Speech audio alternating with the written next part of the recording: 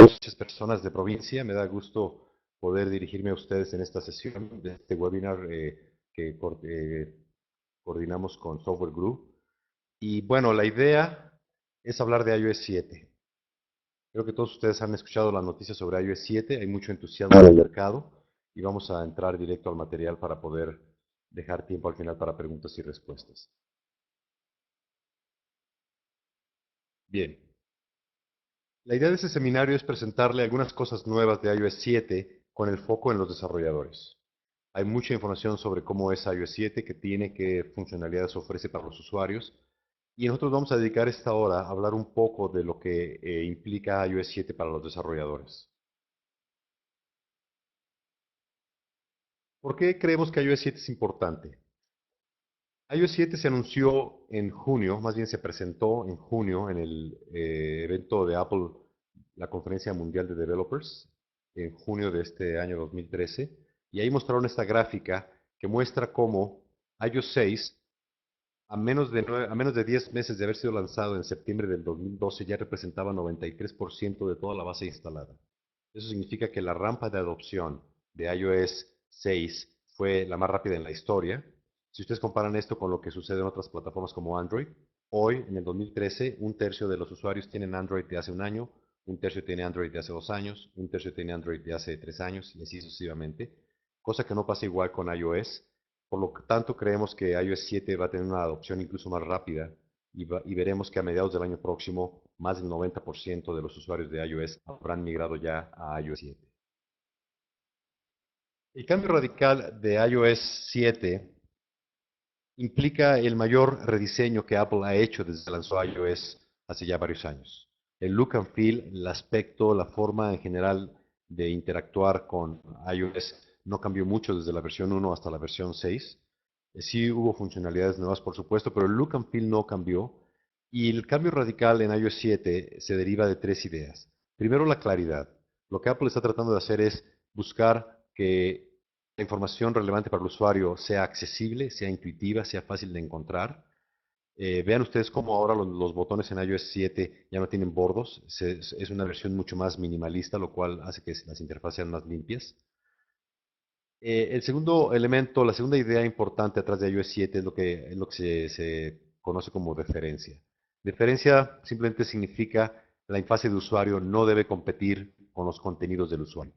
Como el propio Apple dijo, es como quitarle el cromo a los carros. Ya no tienen muchos adornos de cromo por fuera, simplemente son cosas innecesarias.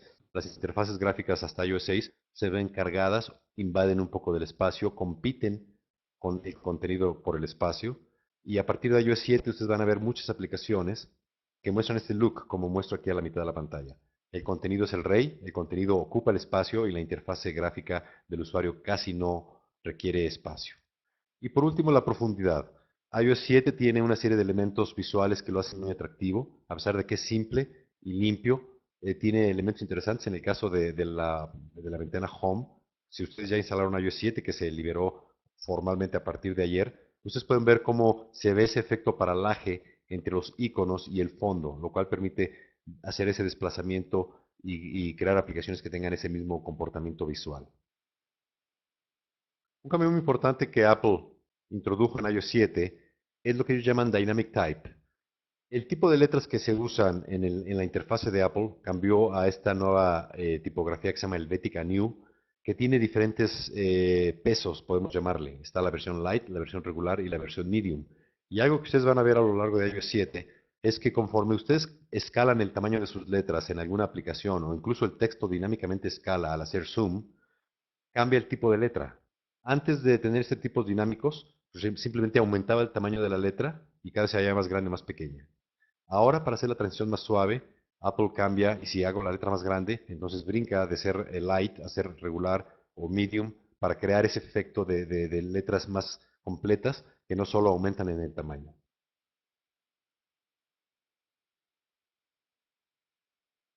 Permítanme un momento, aquí estoy tratando de avanzar a la siguiente lámina. Para los desarrolladores, ¿qué implica iOS 7? Apple introdujo 114 nuevas clases, cosas que tienen que ver con el manejo de las nuevas tecnologías que se introducen en iOS 7, pero también se agregan nuevos métodos y nuevos properties o variables en muchas de estas clases, más de 600 y más de 900 properties, como ven. Hay mucho material que estudiar, hay mucha materia prima para indagar cómo se hacen las cosas ahora en iOS 7, y eso nos va a dar mucho de qué hablar en los siguientes meses y años. Y las tecnologías a las que me quiero referir durante la sesión son 5. Vamos a hablar un poco de auto layout. ¿Qué es auto layout y cómo es diferente en iOS 7? Vamos a hablar de lo que se llama UIKit Dynamics, que es una introducción de iOS para dar un efecto visual interesante a los elementos visuales de la pantalla. Yo puedo tener botones o tablas donde el comportamiento a la hora de desplazarlo responde como si fueran objetos de la vida real. Responden a la gravedad, responden a colisiones, responden a efectos como si fueran resortes, lo cual hace cosas bastante interesantes. Vamos a hablar de sesiones de conexión a web services con la nueva clase que se llama NSURL Session, que es una clase que permite mejorar sustancialmente el acceso a servicios web. Vamos a hablar de una nueva tecnología que se llama Multi-Peer Connectivity, que nos permite conectarnos entre múltiples dispositivos de una forma más transparente. Y por último, SpriteKit. SpriteKit es el nuevo componente de iOS 7 y del ambiente de desarrollo para hacer videojuegos 2D en forma muy fácil. Y ustedes van a ver, les voy a mostrar un ejemplo de eso. Y por último voy a mencionar algunas cosas sencillas sobre Xcode 5. ¿Qué hay de nuevo en Xcode 5? Para los que ya trabajan en Xcode y han hecho cosas con iOS, van a verlo muy natural. Los que no lo conocen y les interesa el tema, vamos a hablar algunas cosas superficiales sin entrar a complicaciones de la plataforma. Porque quiero que ese seminario sea más genérico, no vamos a entrar a temas específicos del código. El primer tema entonces es auto layout. Auto layout es una tecnología que se introdujo recientemente y en iOS 6 nos permitió rediseñar radicalmente las interfaces. Antes de Auto Layout, cada vista que tenía yo en la pantalla, cada elemento requiere definir su geometría, es decir, cuál es el punto de origen, las coordenadas donde está el punto inicial y cuánto mide de ancho y alto. Eso funcionaba muy bien cuando teníamos el iPhone original o un solo iPad, pero en la medida de que surgió el iPhone 5, eh, que es más grande, tiene una pantalla de 4 pulgadas. Los elementos visuales en la pantalla eran estáticos y yo requería un mecanismo para que se ajustaran en forma adecuada en la pantalla, de tal forma que si yo tengo un elemento, por ejemplo, un botón en el centro de la pantalla y cambio ese proyecto a un iPhone 5, pues no quiero que se vea arriba, quiero que se vuelva a centrar. Auto layout se refiere a eso, crear mecanismos para que el layout de la pantalla se ajuste automáticamente en forma de relaciones que se definen en cada uno de los elementos visuales. Entonces, Auto Layout se introdujo y en iOS 6 generó algunas reacciones. Había algunas personas que no les gustaba mucho Auto Layout en iOS 6, seguían haciendo las cosas como se hacía antes.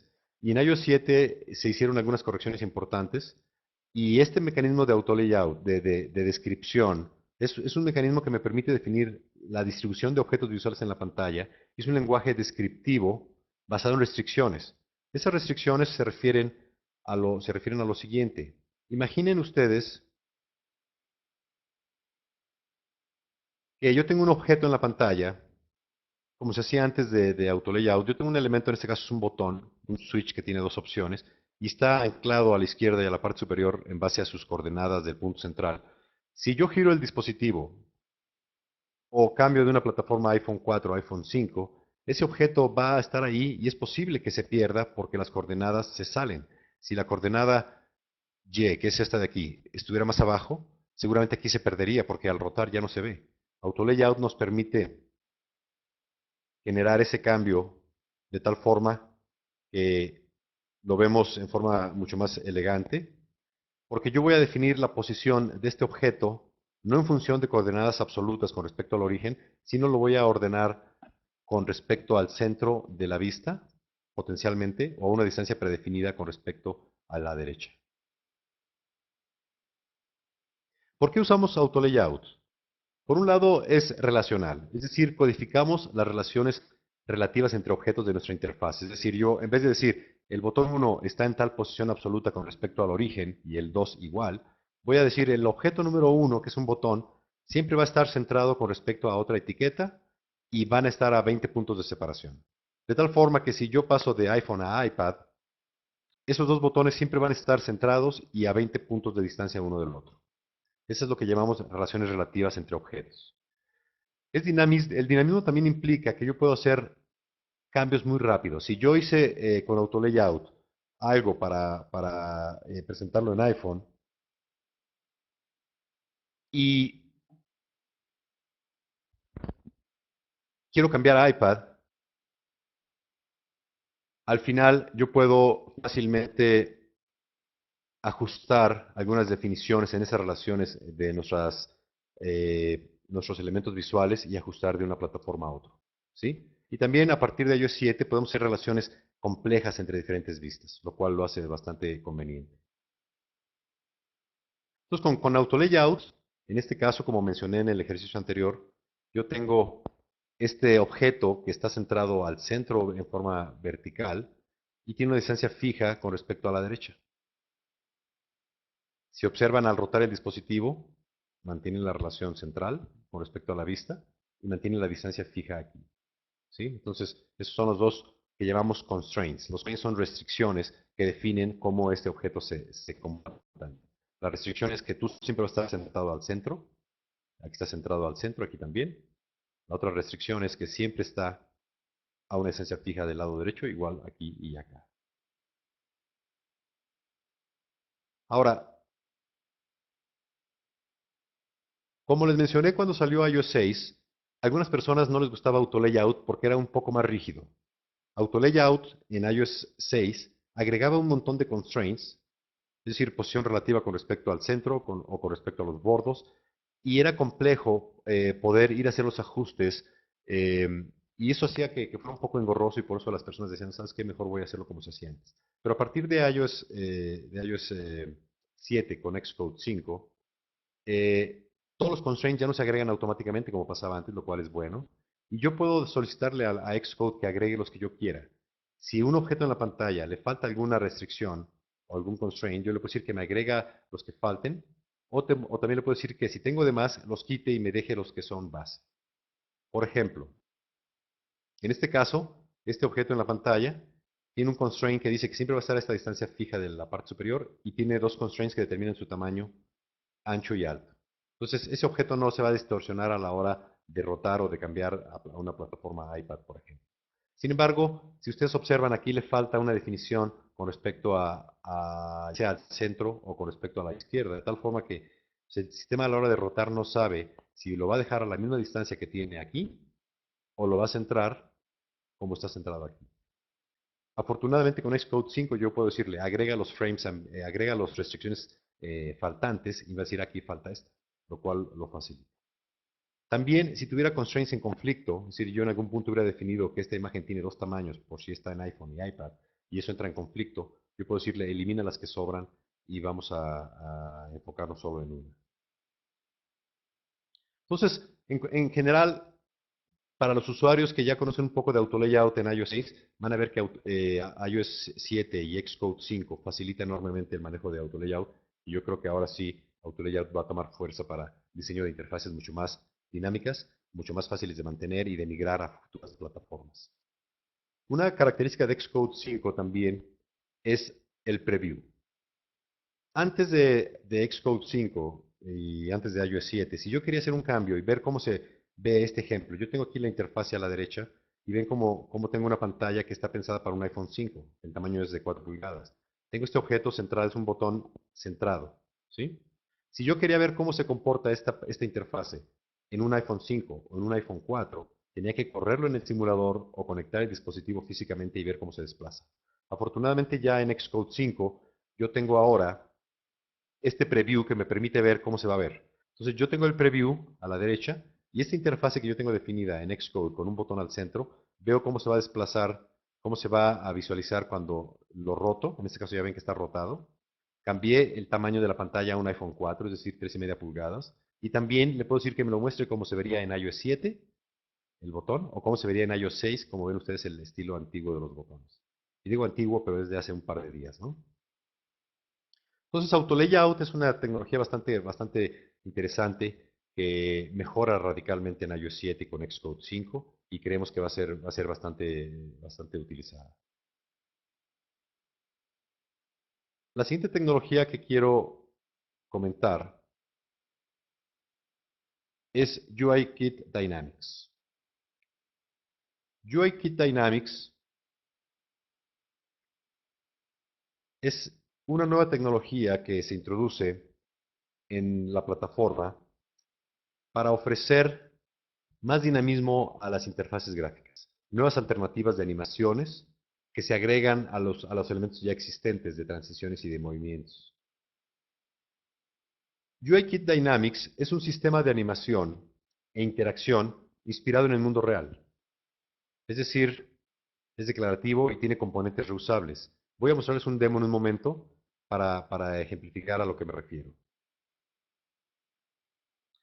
En una vista tradicional, si ustedes ya han desarrollado cosas para plataformas móviles, pues yo tengo mis elementos visuales, aquí tengo una pantalla con dos vistas, y a cada una de ellas le puedo agregar o atachar o conectar un objeto de tipo UI Dynamic Animator, que va a permitir animar ese objeto.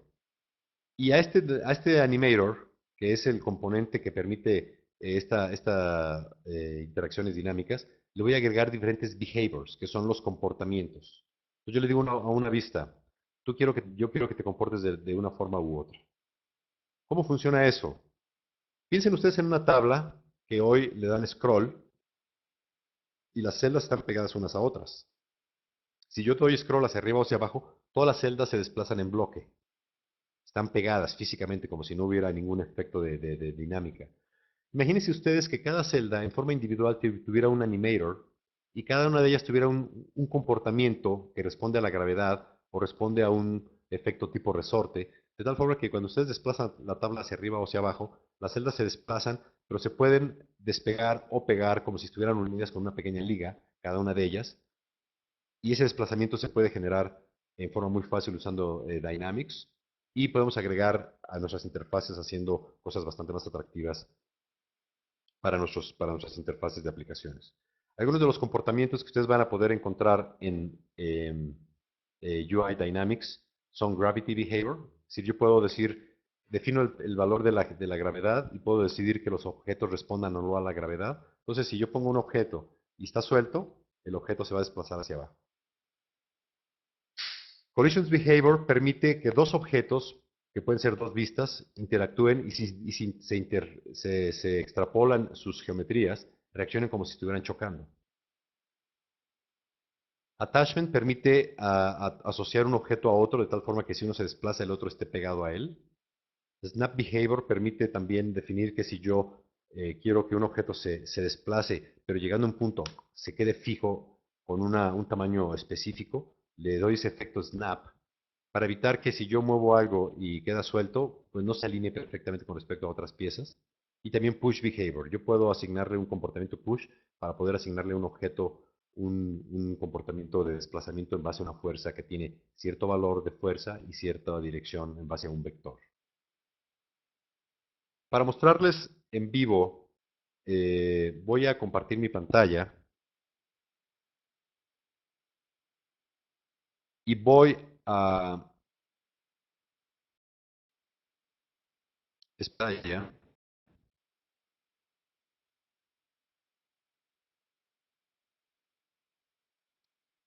Y tengo aquí un proyecto de ejercicio de UIKit Dynamics. Y como podemos observar, a ver, este no es, permítanme un momento. Ahí está. Como ustedes pueden observar, tengo yo aquí en mi código tres vistas. Es un pequeño cuadro que se llama Square One, es un cuadro gris. Tengo dos pequeños cuadritos, uno azul y uno rojo, que van a representar los puntos de control. Y tengo algunos objetos como Attachment Behavior de esta clase, Attachment Behavior. Tengo aquí el objeto que se llama Animator, que es de la clase UI Dynamic Animator. Y vean en este método viewDidLoad, que es lo que sucede cuando la vista se carga. Agrego estos componentes que estoy generando aquí. Estoy generando un behavior que se llama Gravity Behavior, de la clase UI Gravity Behavior y Collision Behavior, de la clase UI Collision Behavior. Estas clases son de las nuevas clases que se introducen con UIKit Dynamics. Vean cómo le estoy diciendo, este Gravity Behavior, inicialízalo con estos items, con el Square One, que es el cuadro gris, igual el comportamiento de colisiones, se llama Collision Behavior, lo inicializo con este cuadrado, ¿sí? Después defino el punto que voy a usar para control, y vean cómo al animator, que es el objeto central, le agrego los comportamientos, el Attachment Behavior, el Collision Behavior y el Gravity Behavior. De tal forma que si yo corro este proyecto, y ustedes lo van a poder ver en vivo en la pantalla, voy a ver si puedo visualizarlos y que ustedes lo vean. Desafortunadamente, por el ancho de banda y la rapidez con la que ocurren las cosas en la interfase, tal vez no lo vean rápido.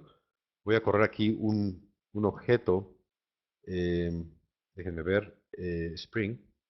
Aquí tengo un punto y un punto azul, y ustedes no alcanzan a ver bien el desplazamiento. Ya en el iPhone o en el simulador es un desplazamiento bastante suave.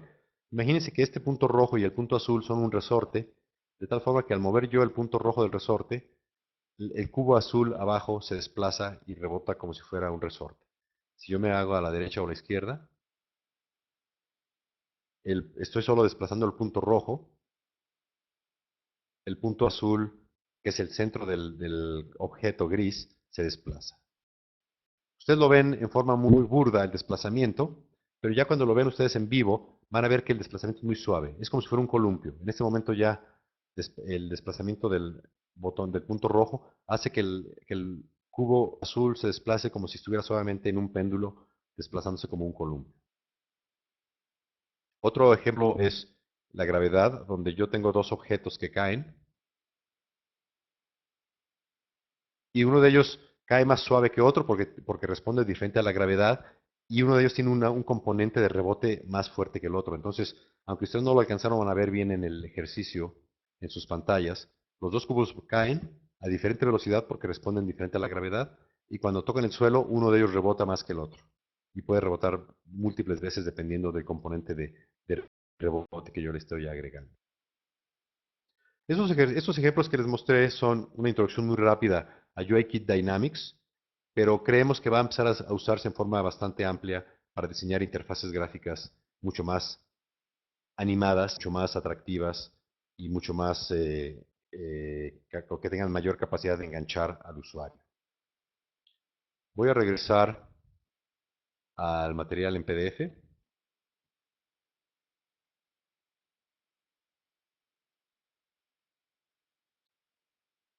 y voy a pasar al siguiente punto. El siguiente elemento que quiero describir es Multi-Peer Connectivity.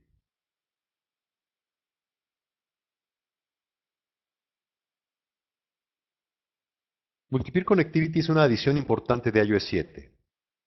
¿A qué se refiere Multi-Peer Connectivity? Cada vez más los dispositivos móviles en la calle tienen múltiples tecnologías para interconectarse. Y el objetivo de muchas aplicaciones es poder transferir información entre los dispositivos, ya sea un archivo, ya sea una foto, ya sea información de un juego para poder compartir juegos. Imagínense que ustedes ahora hacen un rompecabezas donde las partes están distribuidas entre múltiples teléfonos y ustedes tienen que pasarle las piezas a otros jugadores para que ellos les pasen las que ellos tienen. O imagínense que ustedes quieren jugar un juego de póker entre amigos y ese tipo de interacciones se pueden lograr con Multi-Peer Connectivity. Desafortunadamente hay múltiples tecnologías en el mercado. Hay múltiples formas de conectarnos wireless. Yo puedo hacer peer-to-peer, puedo hacer conexión entre dos dispositivos usando Wi-Fi, puedo usar Bluetooth, y eso crea una maraña de dispositivos con múltiples posibilidades de interconexión que son aislados y de alguna forma nos generan islas.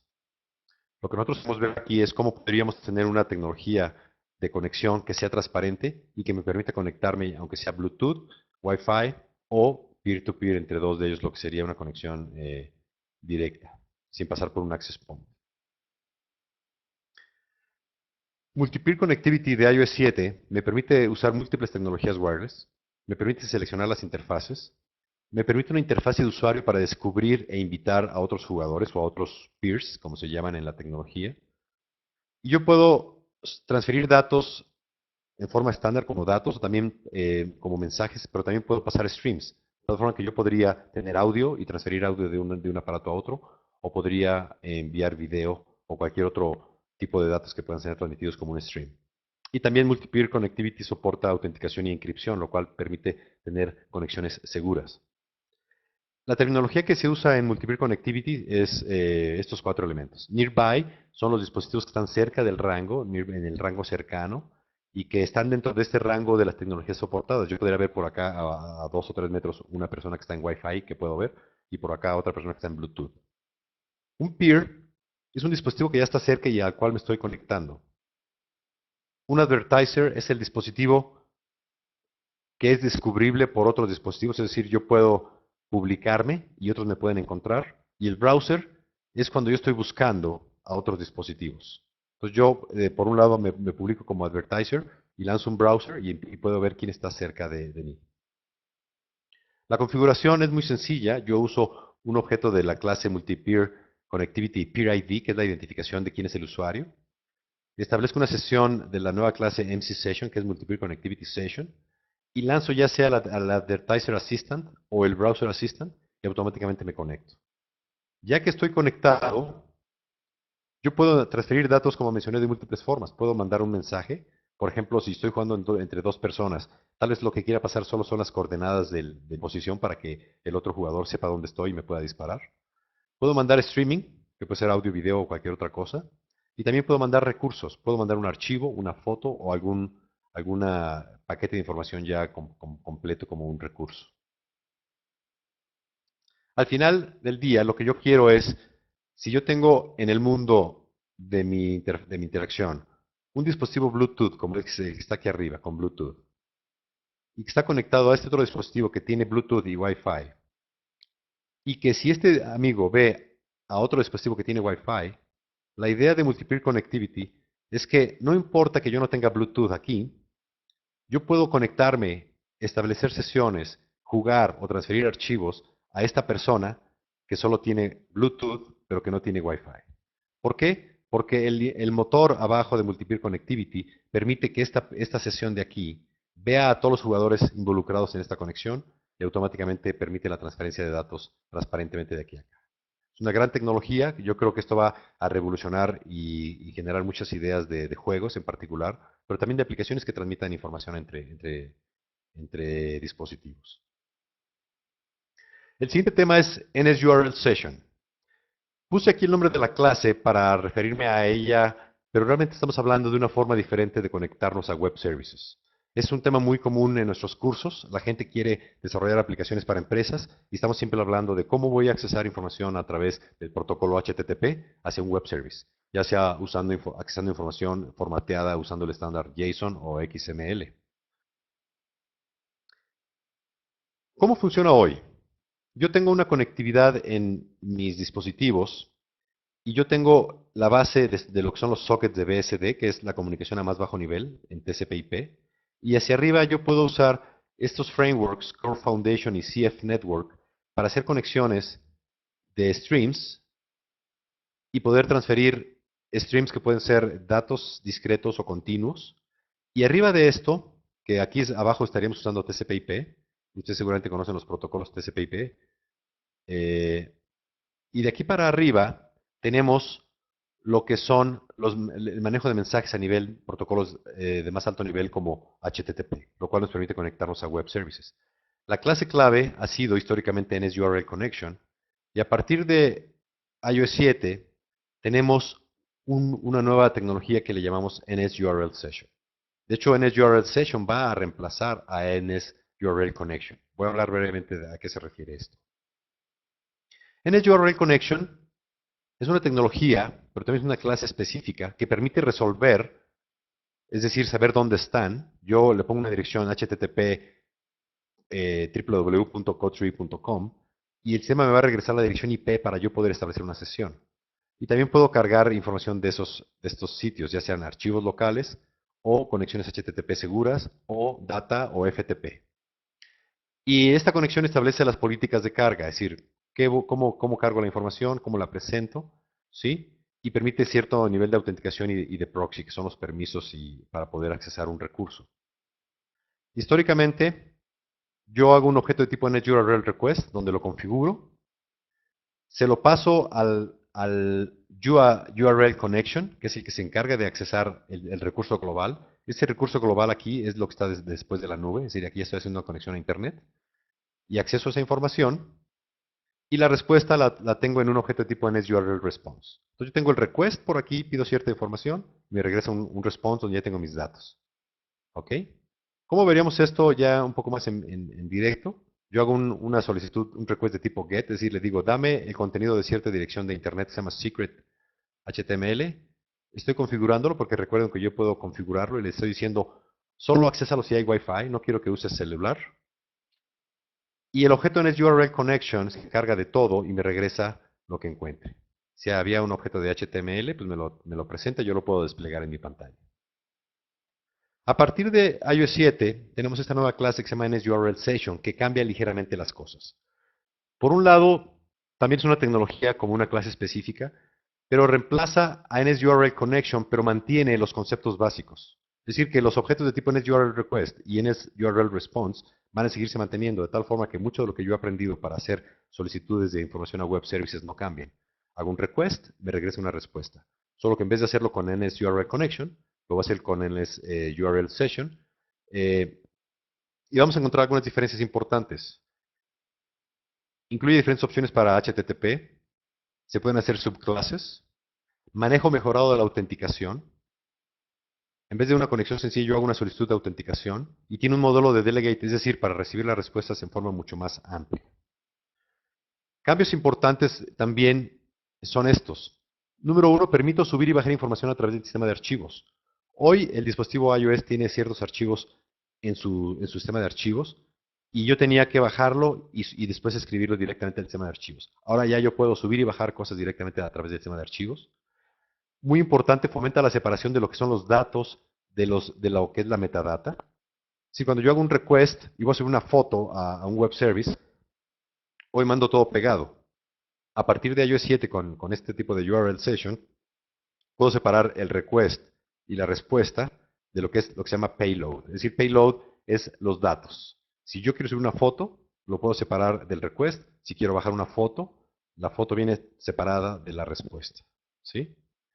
Y también permite hacer upload y download fuera del proceso. Es decir, ahora yo voy a poder, estando en background, poder seguir conectándome y accesando información si es que el servidor cambió.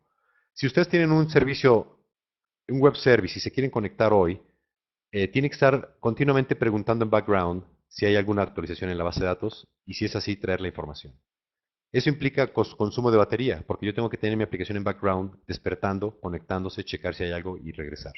A partir de iOS 7, yo puedo tener mi aplicación en background y este mecanismo de NSURL Session va a decirle, hay un cambio en la base de datos, hay información actualizada relevante para ti y automáticamente la actualiza y se la envía. Esto es un cambio importante que va a repercutir en sistemas de información. Por ejemplo, imagínense aplicaciones para periódicos, revistas, pero por supuesto información que se despliega en tablas de bases de datos empresariales. Entonces, NSURL Session va a permitir tener el GET, la solicitud del request definida, me regresa la respuesta en forma automática y yo puedo simplemente encargarme de la configuración y va a ser muy similar, pero en esencia lo que permite es que ahora yo te puedo trabajar en background y no tener que estar checando si hay actualizaciones, sino que el sistema y la sesión me va a notificar si hay un cambio de información relevante para mí. La siguiente tecnología que quiero mencionar es SpriteKit. SpriteKit está muy relacionada con UIKit Dynamics, como se pueden imaginar. SpriteKit es un nuevo framework que Apple introduce en iOS 7. Este es el logo que ustedes van a ver mucho en la documentación y en la literatura sobre SpriteKit.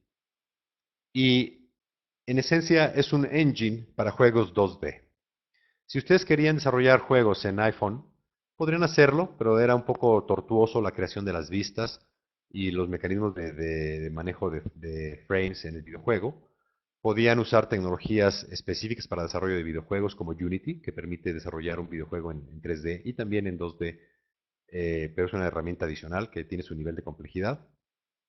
Podrían usar algunas herramientas como Cocos 2D, que fueron extensiones y frameworks desarrollados por terceros para tratar de crear una forma relativamente fácil de tener videojuegos con un mecanismo de planos, donde yo tengo diferentes planos, donde puedo tener objetos que se desplazan y interactúan entre ellos.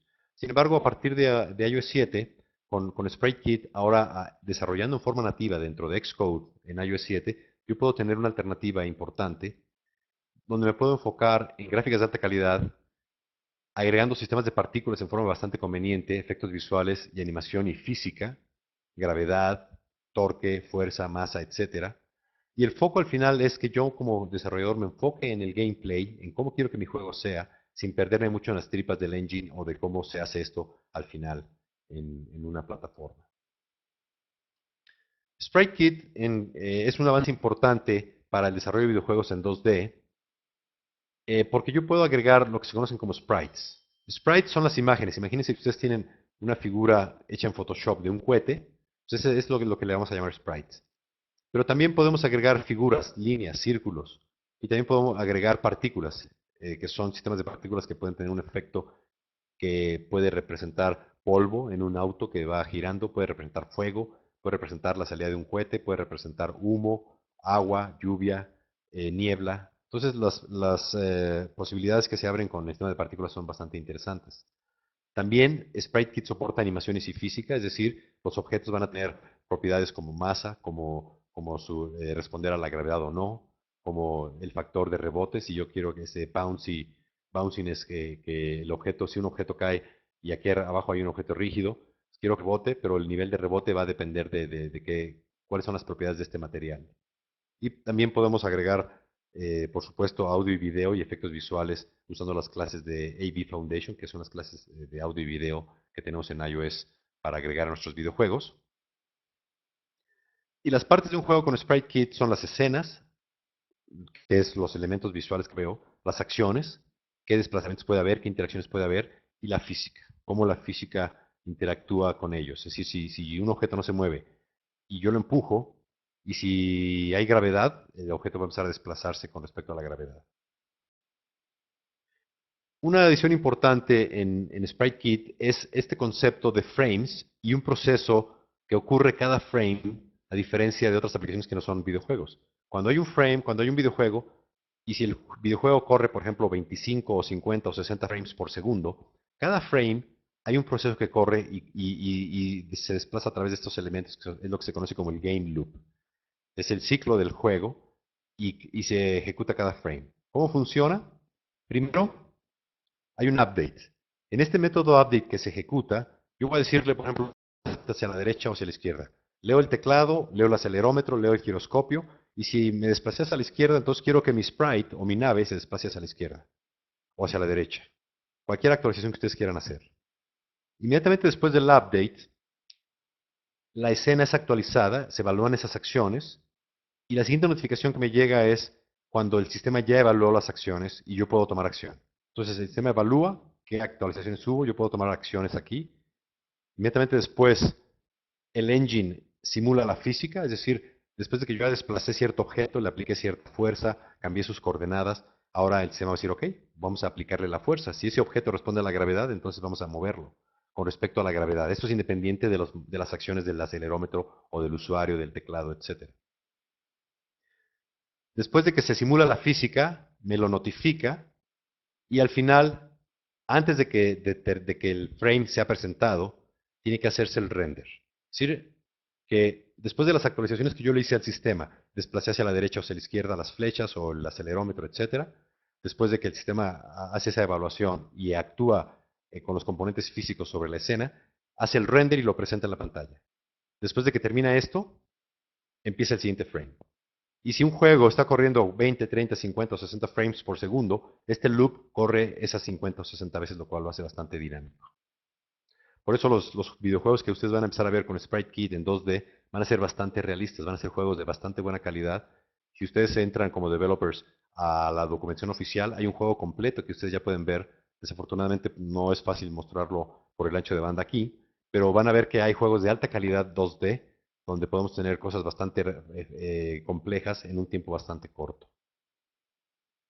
Y SpriteKit tiene una serie de nodos, que es como se le llama a los elementos que están en la interfase. Yo puedo tener etiquetas, puedo tener emisores, que son los sistemas de partículas, nodos con cierta forma particular, más sprites, algunos efectos, escenas o crops, que son estos recortes para asegurar que cierta vista en particular solo presenta una parte de lo que yo quiero mostrar en la pantalla.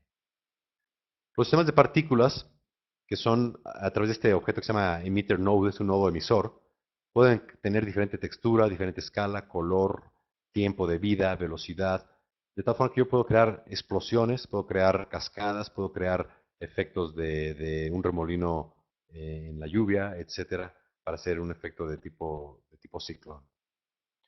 Para mostrárselos rápidamente, voy a compartir mi pantalla. Alguien pregunta aquí que se parece mucho a Cocos 2D. La respuesta es sí, pero dado el foco que va a haber, seguramente SpriteKit va a ganar terreno muy rápidamente con respecto a lo que Cocos 2D es. Y seguramente habrá gente interesada en continuar evolucionando Cocos 2D. Vamos a ver qué pasa. Es una muy buena pregunta.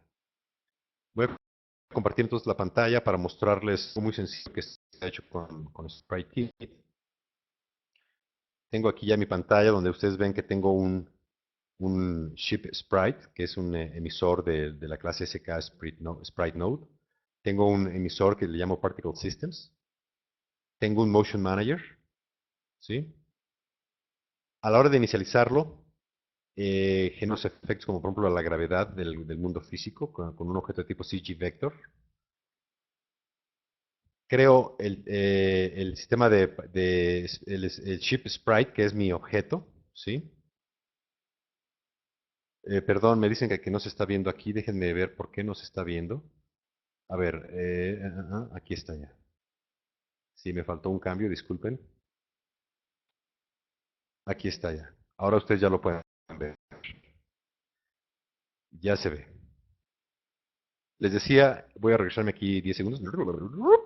Ya hizo el rewind. Tengo aquí el sprite node, un objeto tipo sprite node. Tengo un emitter que le llamo particle systems. Tengo un motion manager que se llama así tal motion manager, como lo ven en la pantalla. Cuando le inicializo los objetos, ustedes pueden ver que aquí tengo una etiqueta que se llama, es un label node, que realmente es una etiqueta, donde le puedo poner algún texto. Aquí el sprite de la nave, estoy inicializándolo con una imagen que se llama spaceship. Este spaceship realmente es mi sprite. Y ustedes ven el spaceship, es este objeto que está aquí, que simplemente es un objeto hecho, puede ser hecho en Photoshop, que tiene cierta geometría. Aquí tengo unas rocas que yo voy a simular como nodos en mi juego.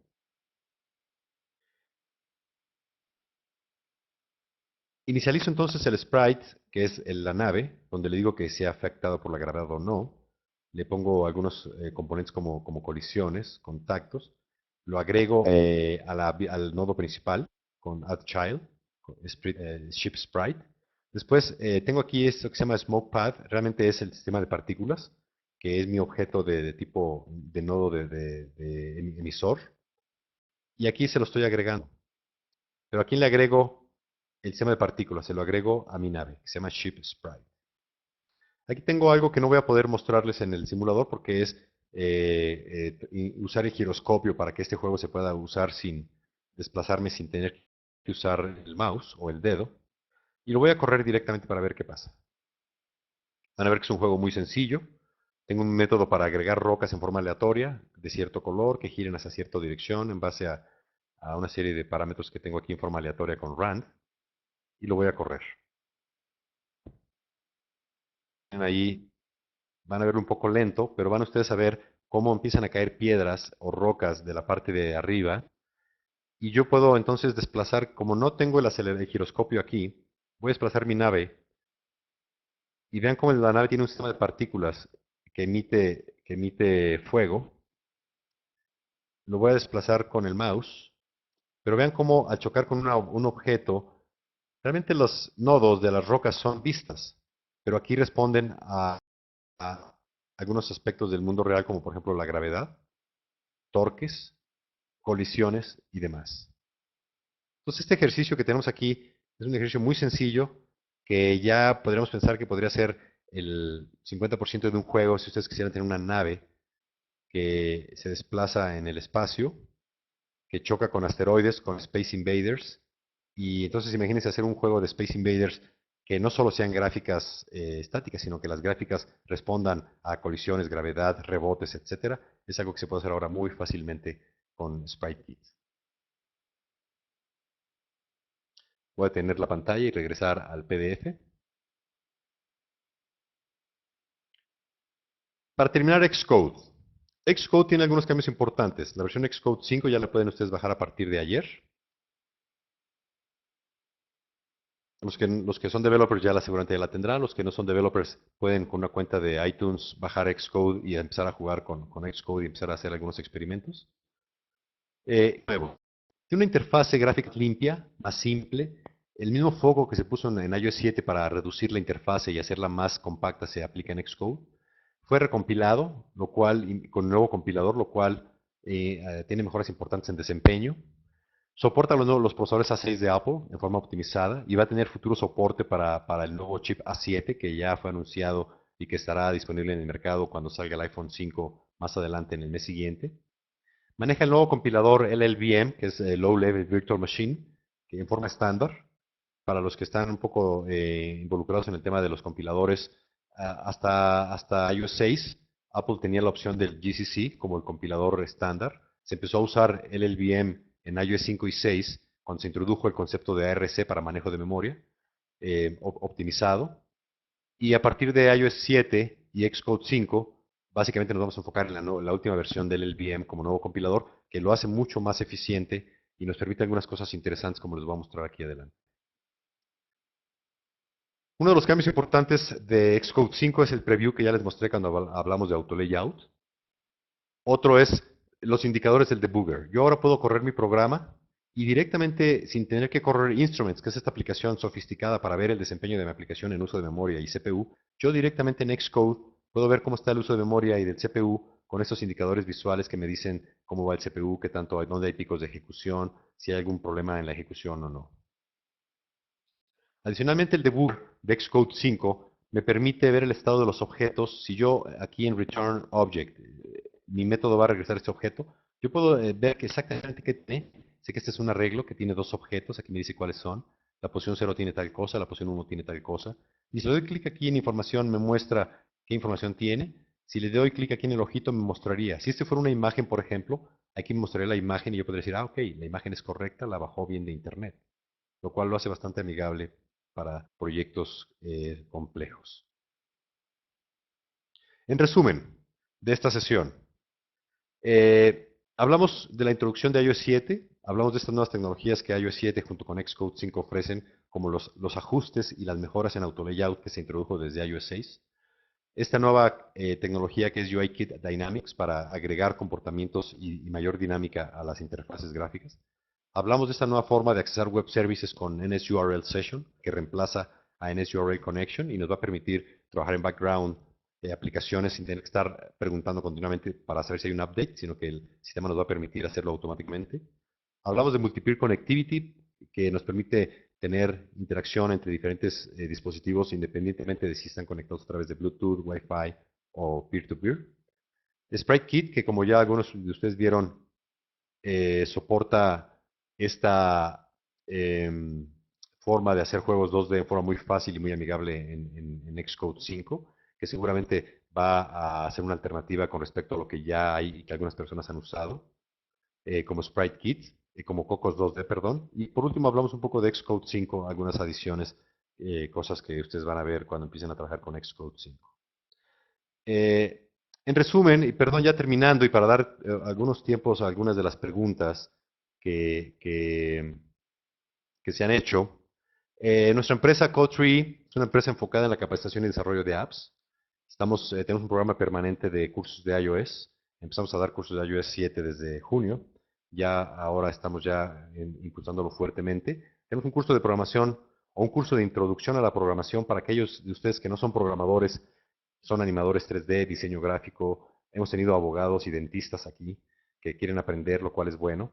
Tenemos un curso de introducción a la programación que se enfoca más en el lenguaje, pero crea las bases para que ustedes puedan tomar el curso, nuestro curso principal, que es este curso de desarrollo de apps con iOS 7, que lo tenemos en diferentes modalidades, en sabatino, en intensivo y online.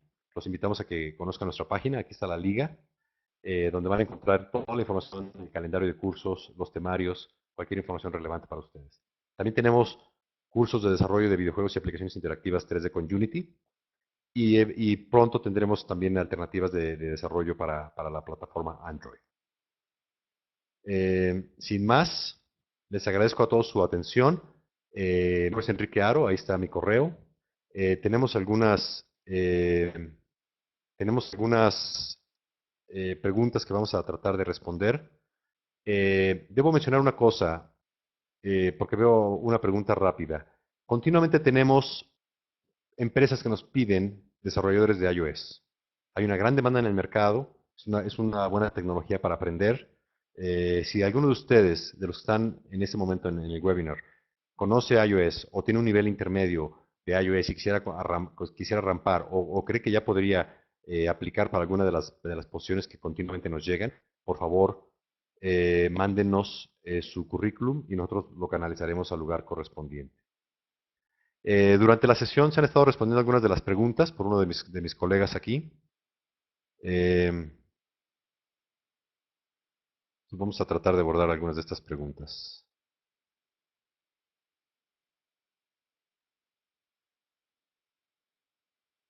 Preguntan si vamos a tener acceso al material. Este video está siendo grabado, va a ser posteado por Software Guru en su canal de YouTube. También nosotros lo estamos grabando y va a estar disponible en nuestro canal de YouTube de Code3E. Los materiales en PDF, si ustedes me mandan el mail, se los podemos hacer llegar sin problema. ¿Sí? Em,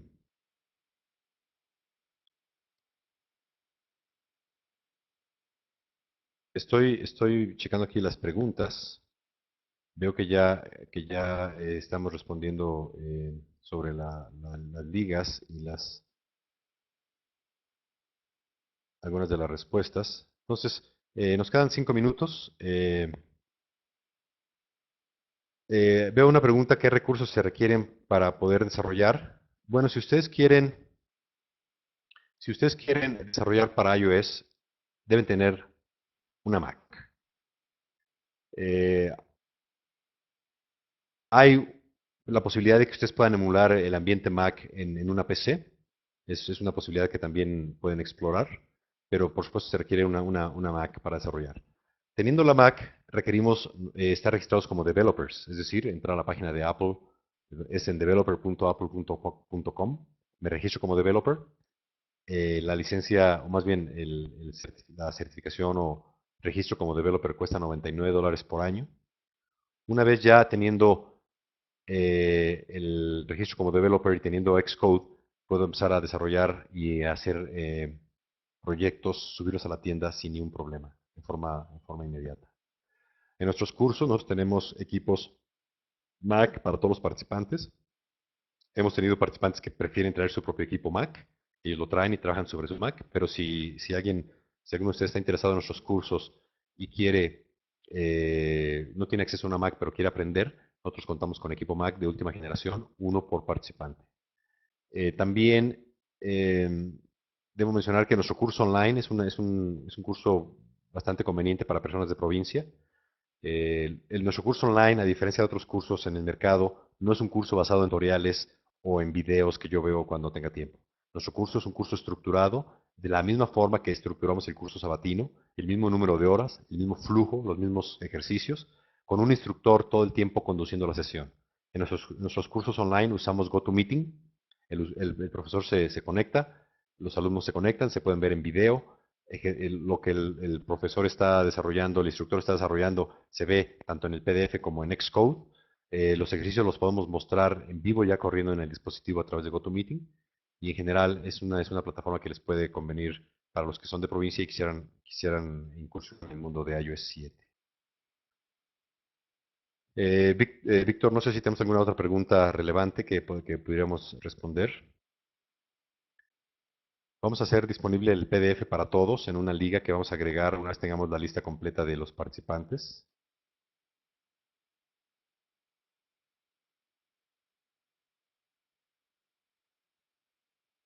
Nos preguntan que si tenemos cursos de HTML5, la respuesta es no.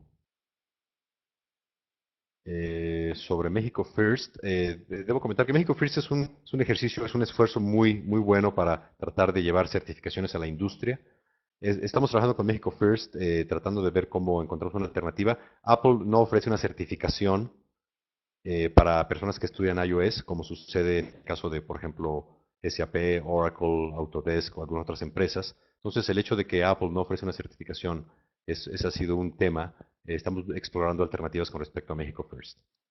Eh, Les recuerdo entonces, para terminar, que la sesión está siendo grabada, va a estar disponible en el canal de YouTube de Sobru, va a estar disponible también en el sitio de YouTube de Code3. Vamos a agregar información y ligas en Facebook. Si ustedes quieren conocer nuestra página de Facebook, les invitamos a que entren y le den like. Por cada 10 likes les vamos a rifar un download gratis de Xcode 5. Y gracias a todos por su atención. Les reitero mi nombre, Enrique Aro, y espero que los podamos ver pronto por aquí. Gracias a todos, buenas tardes.